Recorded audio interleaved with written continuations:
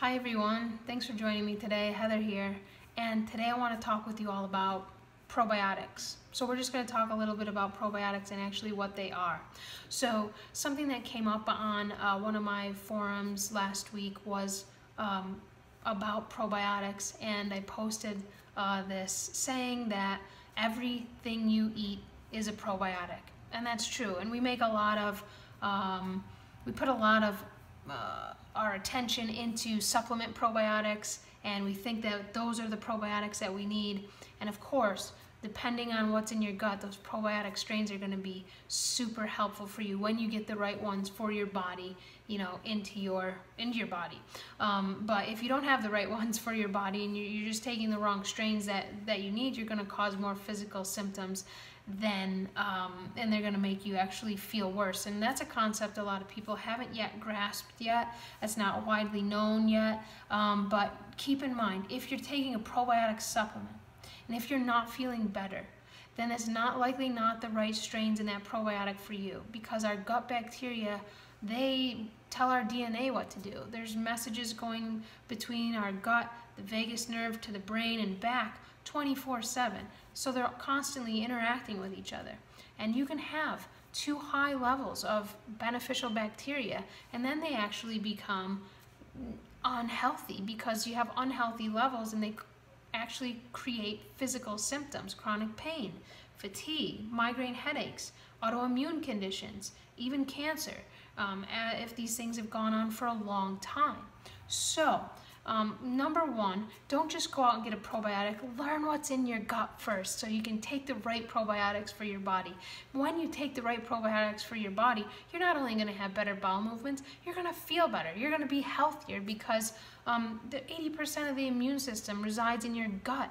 And your immune system, if that's not up to par or working well, then you're just not going to feel well.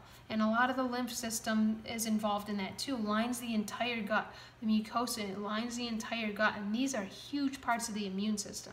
So we really want to make sure they're working healthily, and they're not overburdened by pathogens or too much beneficial bacteria. You can have high levels of beneficial bacteria that are too high, meaning one strain may be really high and other strains may be really low.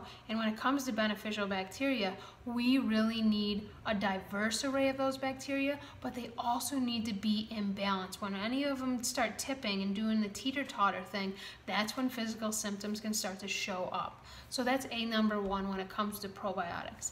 Number two, everything you eat is a probiotic. So say there's a piece of chocolate cake over here, and there's some cauliflower over here, and there's some bone broth over here. The chocolate cake is going to feed what's in your gut. So if you have pathogens in there, if there's parasites, if there's just simply imbalanced levels of bacteria, you're going to be feeding those things when you eat, things like sugar, that chocolate cake. It's going to be a direct beeline to the pathogens in your gut, and that's why you don't feel well when you eat sugar. And it also causes those spikes in blood sugar, of course. But a big thing is that you're feeding the wrong bacteria in your body when you're eating things like sugar and processed and packaged foods and things like fruit juice and soda and all that junk. So that's something to keep in mind. You're still going to be feeding the bacteria in there. You're just going to be feeding pathogens and creating imbalances in your beneficial bacteria strains when you eat the quote-unquote unhealthy foods. Now take the bone broth. The bone broth, actually, many people who do the DNA stool test through me, they have very low levels of beneficial bacteria, and one of those strains or groups is called the Bacteroides. And the Bacteroides, they determine how robust you feel. They determine how you can bounce back, from an illness.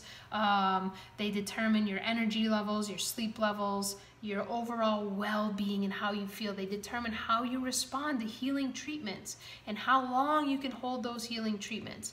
And one of the main foods that the Bacteroides feed off of is bone broth. So say you're eating foods that are rich in bone broth, you're going to be giving a really nice source of food to your Bacteroides strains. So that's something to keep in mind. And then you have your cauliflower over here. And cauliflower, we know it's rich in fiber and it's rich in phytonutrients, and we eat that.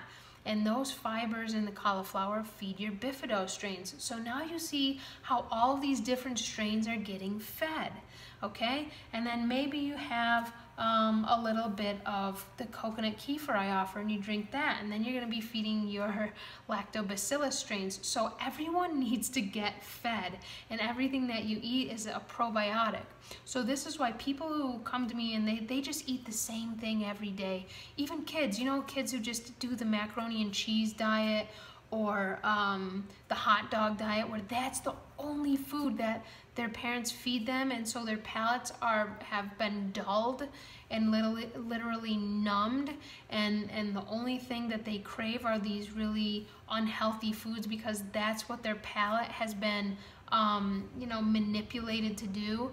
And so then these kids that are eating those foods, and maybe even you out there just eating the same thing every day in this very rigid way, you're not going to be feeding all of those diverse bacteria that need to be fed different foods. This is one of the issues on a keto diet, is that when we just count fat, count carbs, count proteins, you're just counting the macros, we're not taking a look at the probiotics in our gut.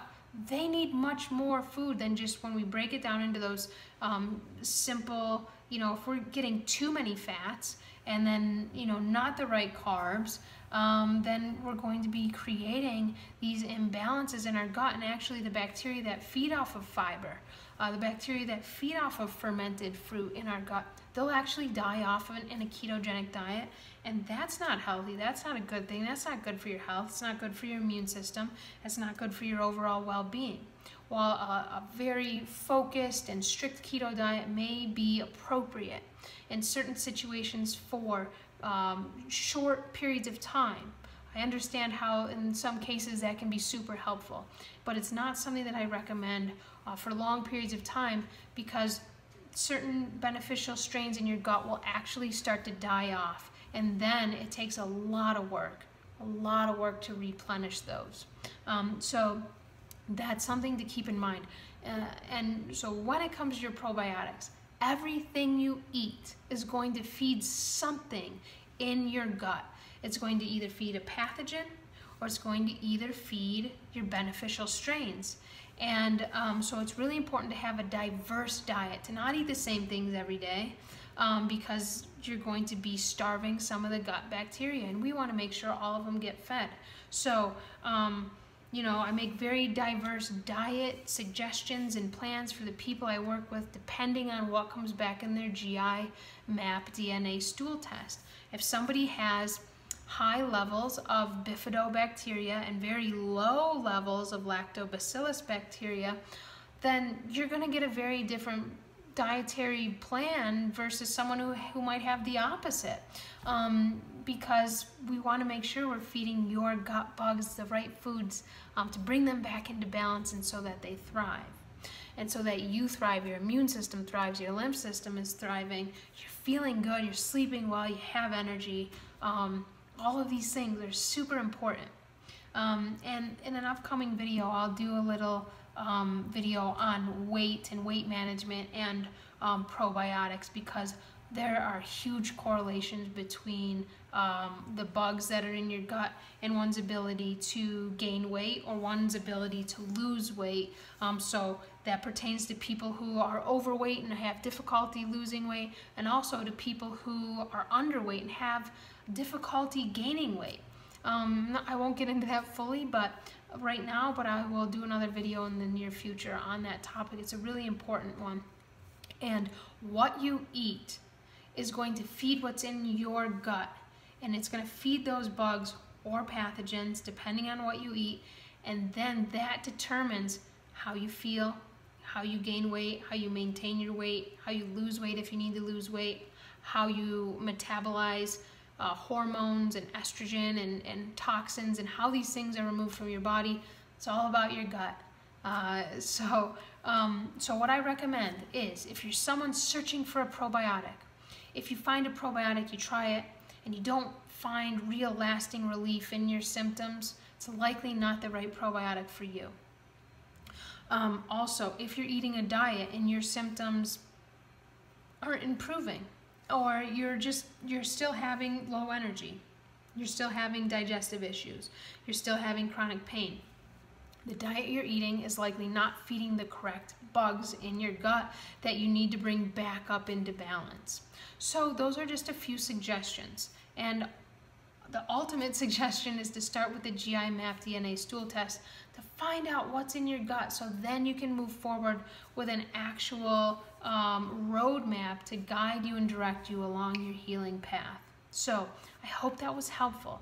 If you have questions, as always, reach out to me at ancestraldigestion.com. You can learn more about the stool testing there, and you can also post your comments and questions in this video below.